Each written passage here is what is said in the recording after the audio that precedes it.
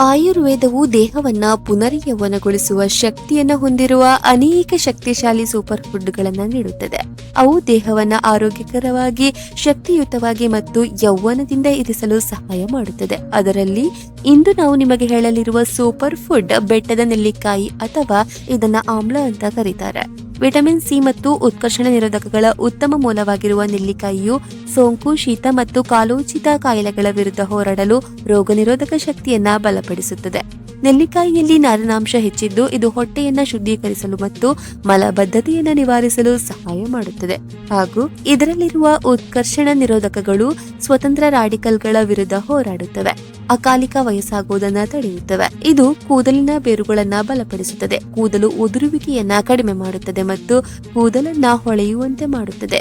ಅಲ್ಲದೆ ಇದು ಮಧುಮೇಹ ರೋಗಿಗಳಿಗೆ ತುಂಬಾ ಪ್ರಯೋಜನಕಾರಿಯಾಗಿದೆ ಹಾಗೂ ತೂಕ ಇಳಿಸಿಕೊಳ್ಳಲು ಸಹಕಾರಿಯಾಗಿದೆ.